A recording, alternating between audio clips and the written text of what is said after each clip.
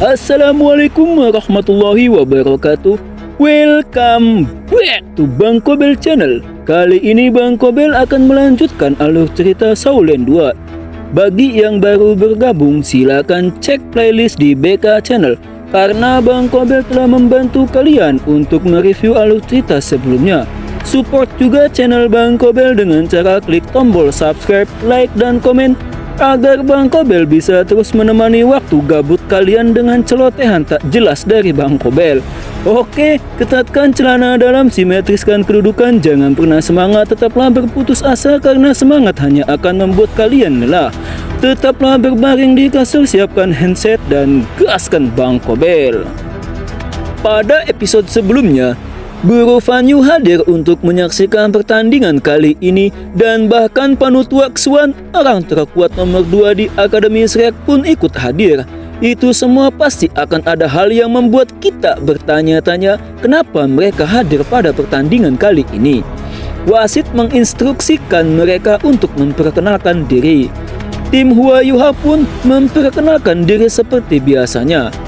Sedangkan pihak lawannya adalah Luo Tianlong dari kelas 2 tahun ke-1, Luo Tianba dari kelas 2 tahun ke-1, dan sang kapten adalah Xi Huanye. Entah benar atau salah Bang Kobel cara penyebutannya karena di sini penulisannya Xi Huanye itu nyambung, entah Xi Huanye atau Xi Huanye. Kenapa namanya tidak seperti di Indonesia yang mudah untuk kita sebut seperti Entong, Encup, Udin, ataupun Bakrudin? Dia pun berasal dari kelas 2 tahun ke-1. Wang Dong yang melihat kapten musuh, dia merasa heran karena dari perawakannya kapten itu tidak terlihat seperti seusianya. Dia terlihat seperti orang dewasa karena memiliki tubuh yang sangat gendut dan tinggi. Wasit akhirnya berkata, "Pertandingan dimulai." Luo Tianlong dan Luo Tianba mengeluarkan roh pelindungnya berupa belalang tempur yang memiliki cakar yang tajam dan runcing seperti celurit anak-anak gangster di Indonesia. Atau mungkin mereka adalah anggota gangster dari Indonesia yang terjun jadi anime Donghua untuk membuat onar di animasi Donghua. Si Huanye mengeluarkan 3 cincin dari kakinya dan langsung mengaktifkan teknik pertamanya, yaitu tubuh gajah. Tubuhnya pun seketika langsung membesar namun bulat seperti buntelan kentut.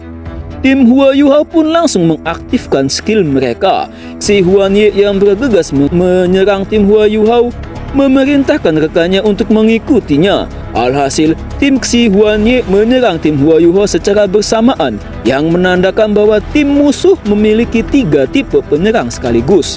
Hua Yuha yang mengaktifkan deteksi spiritualnya memperingatkan timnya bahwa buntelan kentut itu akan melompat melakukan serangan udara.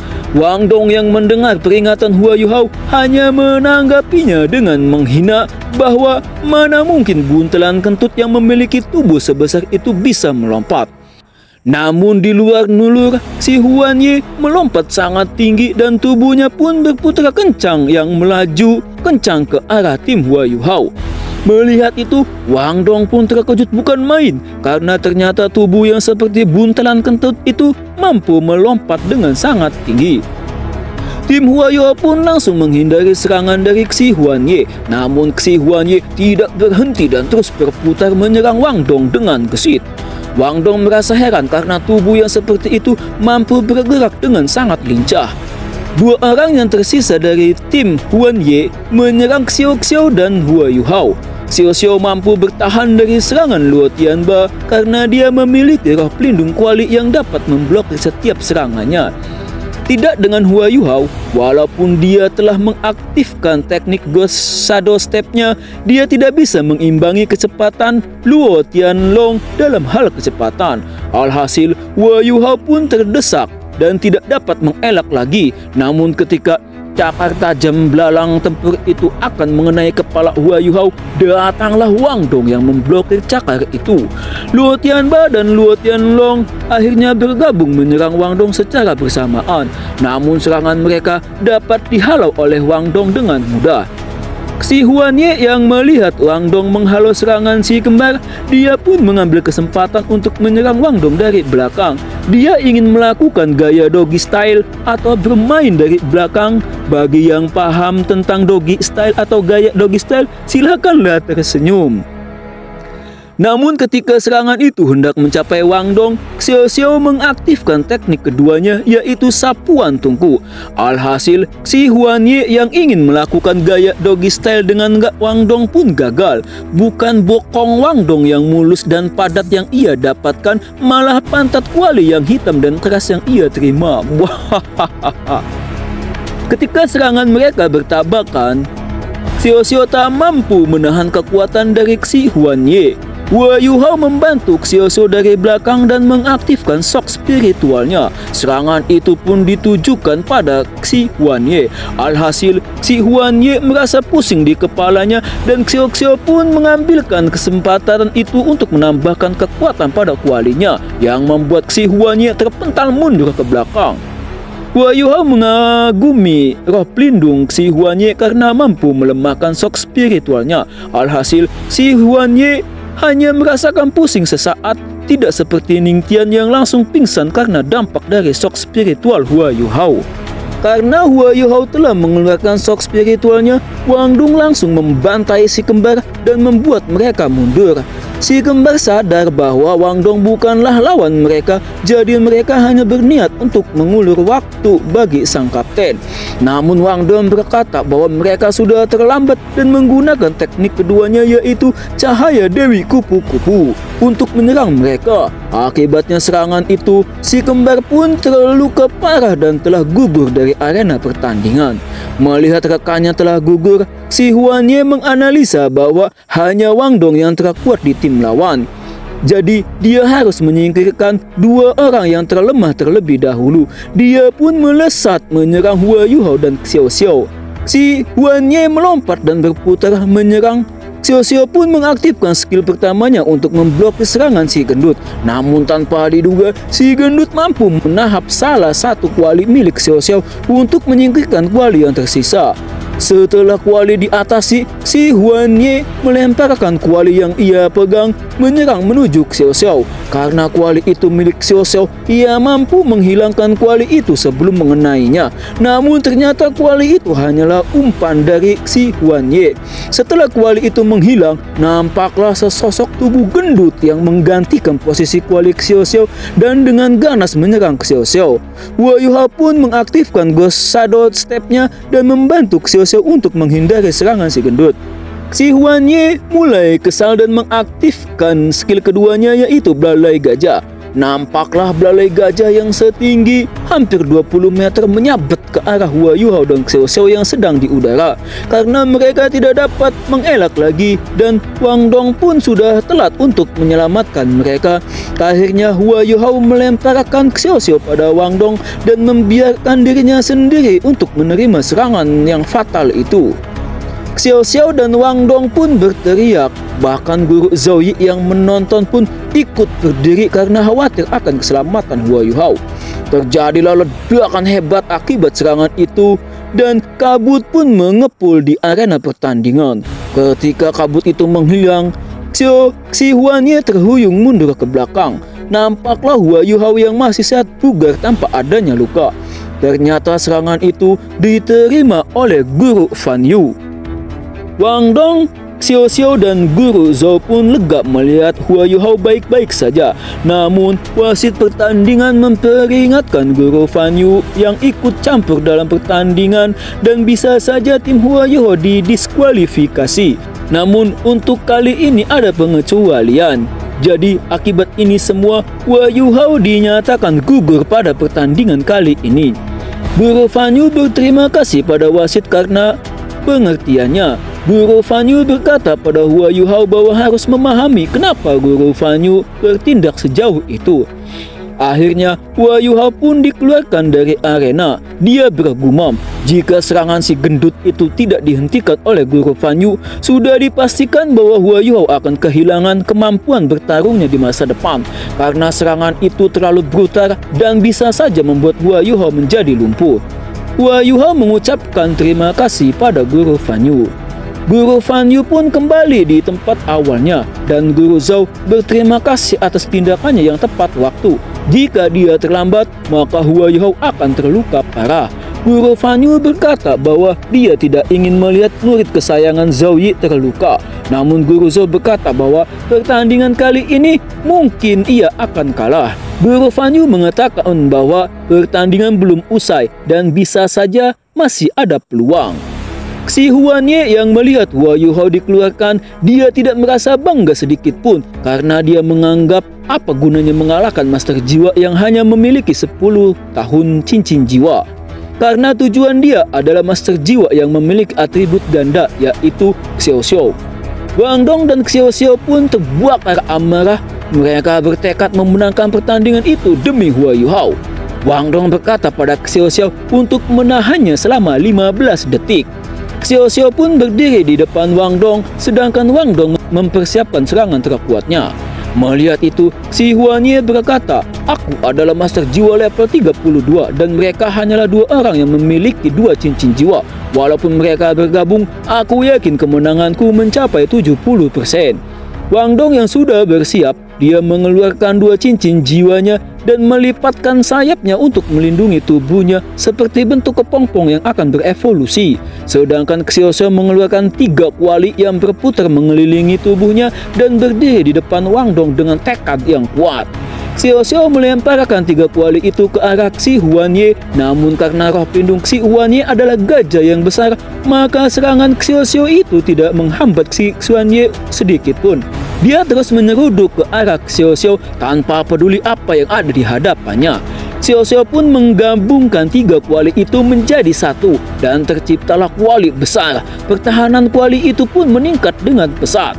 Pada akhirnya, serudukan dari si gendut itu bertabrakan dengan kuali besar milik Xiao Xiao. Karena pertahanan dari kuali itu diperkuat, alhasil ketika Si Huan Ye menabrak kuali itu, giginya pun terpental karena benturan tersebut. Si Huan Ye yang mundur ke belakang, dia menyadari bahwa Wang Dong sedang merencanakan sesuatu yang besar dan dia harus segera menghentikan Wang Dong. Dia melompat kembali ke udara dan berputar ke arah Wang Dong. Xiao Xiao memblokir serangan Si Huan Ye, namun blokiran yang dilakukan oleh Xiao Xiao dapat dengan mudah dihindari. Dia tidak berani lagi menabrakkan dirinya pada kuali itu.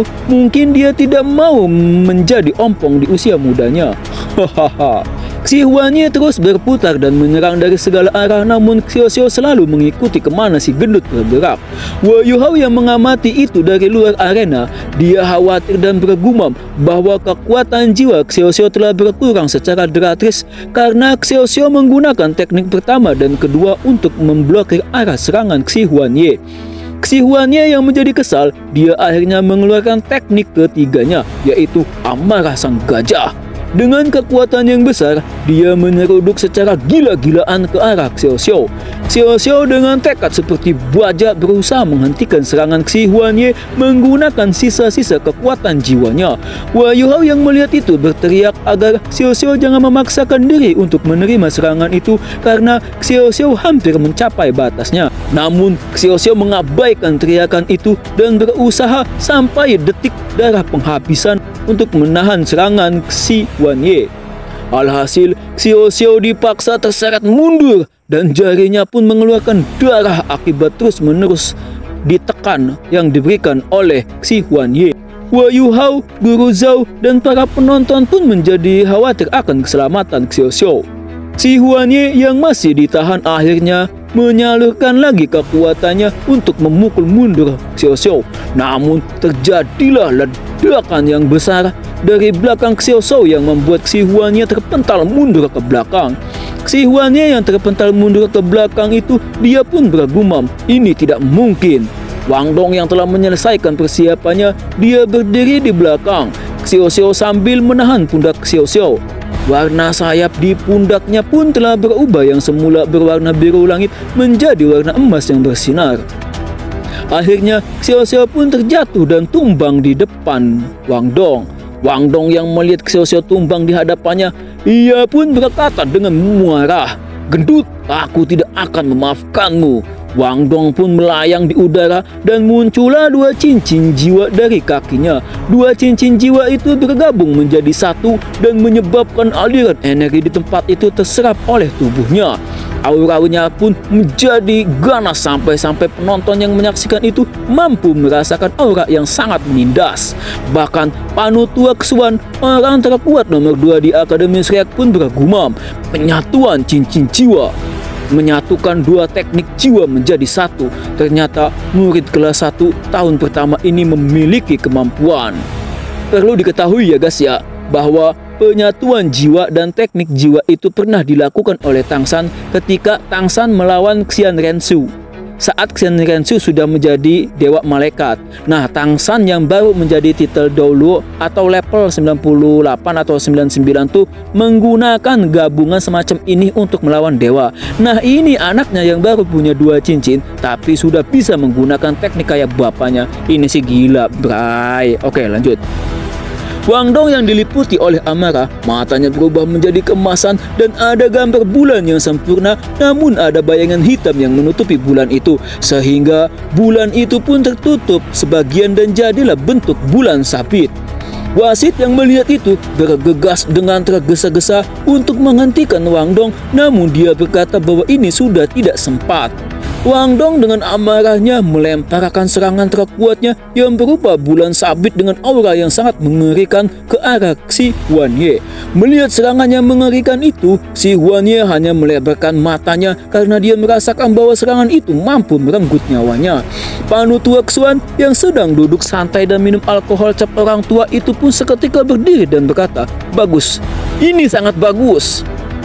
Ketika serangan yang ganas dari Wang Dong hanya tinggal beberapa meter dari Xi Huan Ye, muncullah ilustrasi Red Bull atau roh pelindung banteng jantan yang sangat besar.